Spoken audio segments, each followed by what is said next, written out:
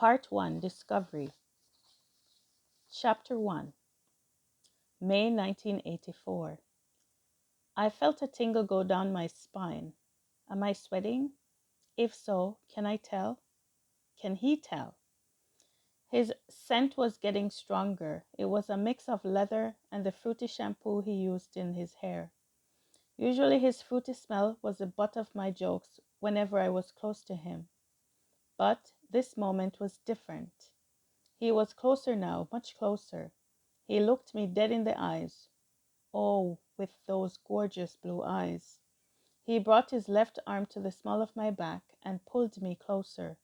Johnny, I gasped. Isha, I've wanted this for a long time now. My heart was beating rapidly. As he leaned in, I held my breath. I couldn't function well enough to breathe. This was Johnny, my friend, but also the guy I had been crushing on for a very long time. He came closer and closer, and I could feel him breathing now. Here it goes. And, Isha, hey, there you are. It's our song, come on. Johnny and I almost tripped over ourselves. A blonde girl in a leather jacket, fishnet stockings, and a black skirt, the ultimate Madonna groupie, was standing in the doorway. Mandy, wait! I protested as she grabbed hold of my arm and pulled me away. Johnny looked on in confusion. It was too late and the moment was lost. Mandy pulled me along a hallway filled with guys and gals who were either busy with a bottle or busy with each other. I could hear the beat pumping now as she pulled me into the large living room that we had transformed into a makeshift dance floor. Mandy, do you realize what you just interrupted? Oh, don't worry. You got all summer to get hot and heavy with Johnny Boy. Tonight you party with the girls. Hey, Jason, pull it up. Put it up. Isha's here. No problem, Mandy. This one's for you girls. Enjoy. As Jason began to spin Cyndi Lauper's current hit, Mandy and I joined our girlfriends on the dance floor. Girls, here it comes. Get ready for the chorus. Mandy yelled as she threw her hands up into the air. Girls just want to have fun, huh? Whoa, whoa, whoa. Isha shuts, Mandy yelled as she grabbed my arm for a second time. No, Mandy, I think I'm good for the rest of the night. Oh, stop complaining, said Carrie, the sweetest and usually most level-headed girl from our group. We've graduated university. We're finally done with exams, studying all of that stress. Come on, celebrate. We don't know when we'll be able to party like this again. Carrie, we party every weekend, I pointed out. Please, pleaded Reet. Throughout my whole life, Reet has been my only friend from another Punjabi family. She was stuck in the same tug of war as I was between our parents and our lifestyles. Reet, what happened to your shoes? And you're soaking wet, I cried out.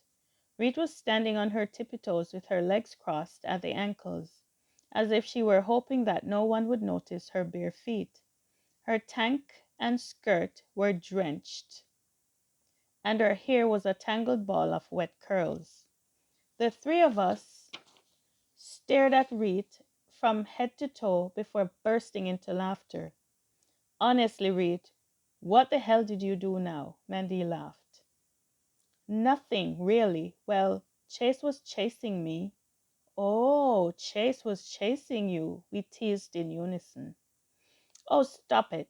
But really, so Chase and I were just joking around outside by the water, and we sort of ran into the water, and then a wave came, and when I ran out, I was slipperless, Reed said, shrugging.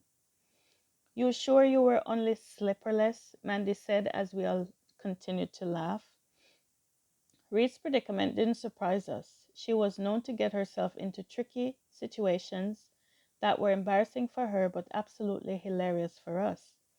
Chase, her boyfriend of 1 year, had quickly grown accustomed to her unpredictable behavior, from sleeping in on exam day to driving off with her soda can still on top of her car. It could be anything. but definitely worth a laugh. That was our Reet. Oh, shut up. Now, people, can we continue with our shots? Reet demanded. All right, Isha, come on, Mandy said, quickly shifting her focus to me. All three pouted on cue. Together they made puppies look like bulldogs. Oh, okay, okay, okay, bring it on. Why the hell not? I conceded. Yes! Mandy placed a tray full of dirty whiskey shots in front of us, while I tried not to think about the insanely huge headache I was definitely going to have the next morning. What should we toast to? Carrie asked in her usual soft tone. Isha. Mandy raised her eyebrows at me. Okay, how about to living life on the edge and never forgetting your girls? Cheers, we all tipped our heads back and downed the shots. I closed my eyes as the golden liquid burned through my body.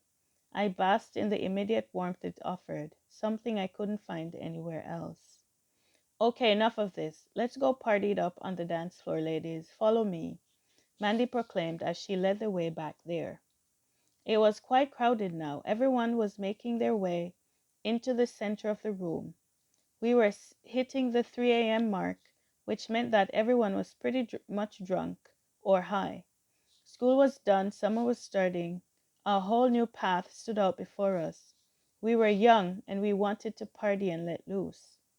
Sensing this feeling, Jason chose to feed the crowd what it was yearning for, the hottest track of the year, Thriller by Michael Jackson. I became lost in the music. People around me were letting go, singing along with the song, being free and just simply moving to the music. For a short while on the dance floor, you can actually convince yourself that you don't have a care in the world. You're numb to pain. You forget your troubles, and there are no parents, no pressures, no family concerns or secrets. We all understood each other once we were on that dance floor together. We were all there for the same reason. We needed to be free. There was there was what parents This was what parents didn't get. They didn't understand the inspiration and the comfort of being around people who were at the same level as us. We all shared the same uncertainties about life, and we were all trying to find a way to stall the process of having to grow up. Right then, none of it mattered. Not my frustrations about my mother's weaknesses, and especially not my father's behavior. That night, I was free. Isha, wake up! It's almost noon. My mother's voice startled me from my drunken sleep. Stop bugging me, I yelled as I toppled to the floor of my bedroom. My nose was flat against my rug, which from this angle looked like it needed a good vacuuming. Right now, my only concern was my throbbing headache. Oh man, this is gonna hurt, I said, holding my head as I looked up at my bed. It seemed I had been sleeping on the very edge. I guessed I'd been too out of it last night to see where I'd landed. My room was just as I left it. The numerous outfits I had tried on last night were still strewn across the floor and over the desk, which sat across from my bed. Sunlight poured in from the many windows that lined my L-shaped room. I had graciously been given the best room at the back of the house, with my sister's old room situated across the hall from me. Each morning I rose out of bed to the scenic view of the mountains, and in summer, the clear blue sky and the bright sun. Normally, it was a welcome view to begin a fresh new day. Today, however, the bright sunlight only worsened my headache. Lying on the floor of my room, I could still hear my mother venting her frustration downstairs as she prepared lunch. She was complaining as usual about the young generation growing up in the West and breaking away from Indian culture and traditions. What is it with these kids these days? She complained. Why are they always after ruining the peace and happiness of their mothers. Stay out all night and then don't wake up in the morning. What is this nonsense? In my days and in my Punjab, we girls would never ever think of doing such things. And now look at these new age girls. Wahi Guru, forgive me. My child has lost her way. Why must these Indian women always yell? My mother was very much a typical Punjabi mother living in the West, overbearing, talking non-stop about the way things had been in the old days in India, and above all else, constantly trying to force her children to conform to the Indian way of life. I fought back nausea each time she insisted on drawing comparisons with me. Every morning on her way to work, she would stop off at the local Sikh temple called a Gurdwara. This was her daily routine, and of course, she had done her best to force me to adopt this particular ritual, but I had happily resisted with equal force. Eventually, however, she had given up. I think she was finally reaching the point of exhaustion in her efforts to change me. Yet the loud wake up calls persisted, and I didn't expect those to go away anytime soon. To be honest, I understood that as a mother, she was full of love and just wanted the very best for her kids. What that precisely entailed was where we differed in our opinions. Sadly, my older sister had fallen into that trap. She'd grown up making mom and dad quite proud. Upon completing her university studies, she'd gone out into the professional world, gotten a good job, then married and settled down, as she was expected to do. I, on the other hand, still carried my dreams of becoming a celebrated athlete. I was a competitive soccer player and I was quite good. The only problem was that women's soccer was still struggling to achieve the recognition it deserved. For that reason, I was expected to find a more suitable career, according to my parents. My family had moved out west to British Columbia in the late 1960s, and that is where I was born. Dad had made a good living from working in the mills, and we enjoyed a comfortable life. I had just reached my 20s, and for a tall, slim, dark haired female, life was just beginning. But every time I stopped to take in the breathtaking view of the Rockies surrounding our small town, I felt suffocated. It was a strange feeling to overlook such a vast, open environment and yet to feel utterly stifled. I blamed the fact that I felt stuck between two cultures, that of the West, where I was born and raised, and the other, that of my parents and their conservative cultural ideals. I guess it wasn't entirely their fault. The Indian community here had made a point of carrying over their Indian culture. The only problem was that they all persisted in shoving it down my throat, and I wasn't too sure I wanted to accept it. I didn't feel like I belonged to it.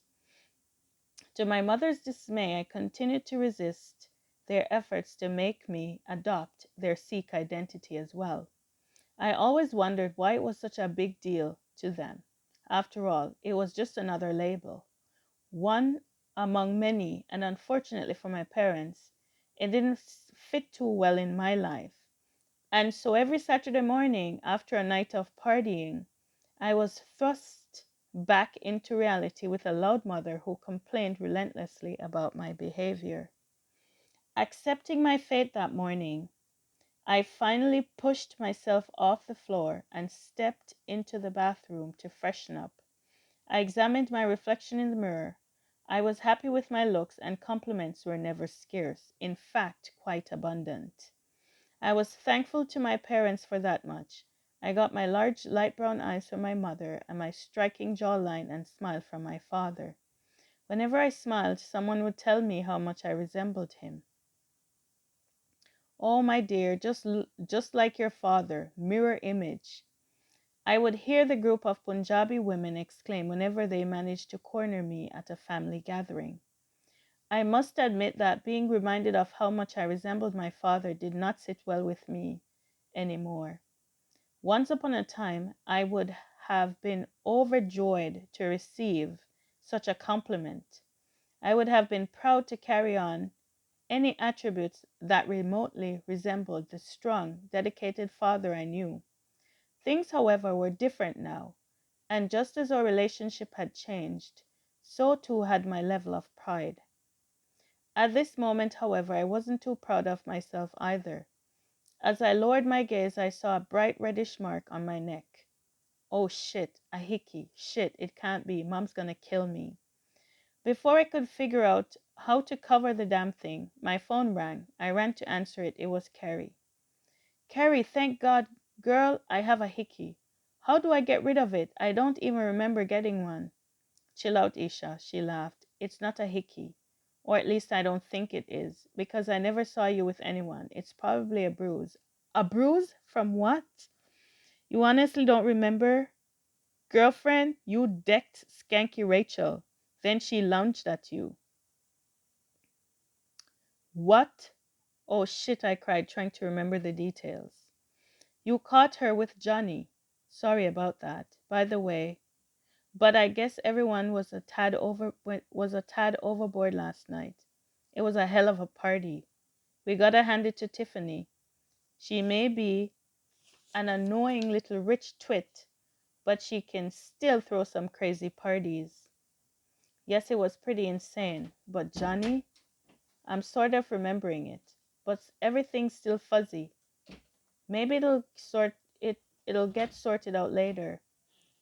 I just got a crazy headache right now. Gonna go nurse it. I'll catch you later. Yeah, that's fine. I just called to remind you of tonight's plan. We're meeting at Mandy's later, then heading to the bonfire. Don't be late. Sounds good. Take care, I replied, hanging up.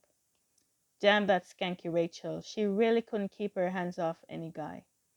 I couldn't believe I'd gotten into it with her, but Johnny had surprised me even more. I'd really thought we had something going, but I guessed I'd been wrong. Though it was funny to think that I must have bruised up Skanky Rachel. Funny enough to at least put me in a better mood. I finally managed to come downstairs where the aroma of my mother's cooking was still fresh in the air. It's about time, Isha. Are you not hungry?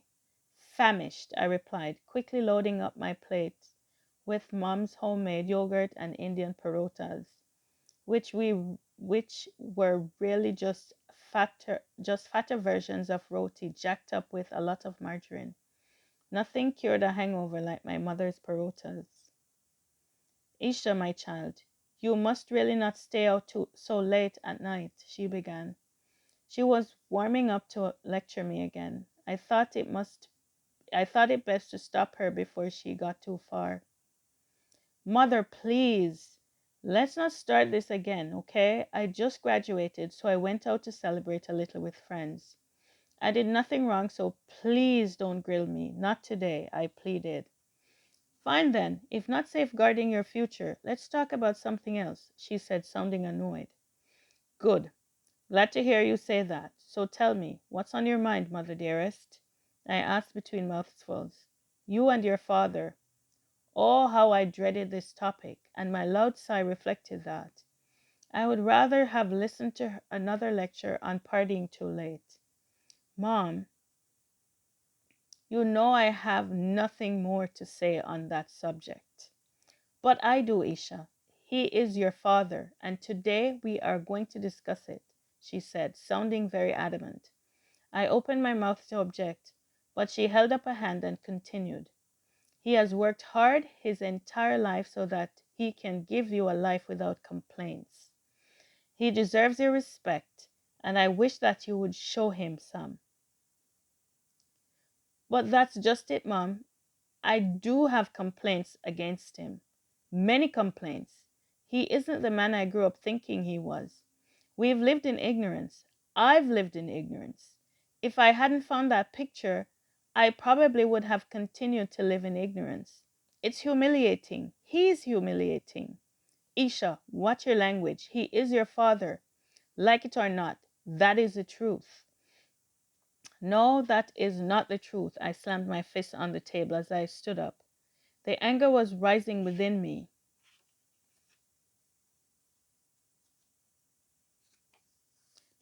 The anger was rising within me. I could barely control my voice. Just thinking about it made my palms sweaty, my insides jittery. This always happened, and she just could not let it go. Today I had to let my thoughts out. I could not continue with the stress of bearing my true feelings. If she insisted on bringing up this subject, then today I was going to give her what she wanted. The truth, mother, is something that you know very well, and that I had to find out by sheer coincidence. Apparently, you didn't find it necessary to fill me in on Daddy's little secret. Watch what you say. Why, huh? Why, Mom? What difference does it make? The truth is still what it is. My father still has another family. I spat the words out. It was revolting to think about, let alone to say it out loud. So really, it doesn't matter what I say or how I say it. In fact, let's just put it out there today. He has us here while he keeps a wife and son in India. And what drives me insane is that you don't object to it. Why is that? Why are you quiet about his indecency? I don't understand why Indian women lack all self respect. Ouch. There it was. Clearly, I had finally managed to hurt my mother's feelings with my last remarks. Her eyes watered and she turned away from me. I regretted that remark the moment I let it escape my lips. As much as it pained me to think about what my father had done, a part of me still felt sorry for my mother. Isha, is enough. She spoke ever so softly now. If you knew the whole truth, you would not feel this way. She quickly cut herself off as if she had said something she did not intend. What are you talking about? What do you mean by if you knew the whole truth? Suddenly, my mom's gaze was concentrated on her hands, and I could see that she was struggling with her thoughts. Yet I still could not calm my own anger. Discussing my father was an explosive issue for me. I don't know if I can hear any more. Just leave it alone. This you must, Isha. This you must. Her voice was almost as low as a whisper now, but she continued. I have been bound by a secret I made to your father before you were ever even born. I cannot bear to see your relationship with him deteriorate any further. I cannot bear to hear you say such horrible things about him. Treat him with the neglect that you show him every single day, then watch him weep at night, unable to correct the image that you have of him. I think that it is time I told you the whole truth. I sat back down in my chair and braced myself. My mother's truth, however, went no further that day, as we were interrupted by the ringing of the telephone.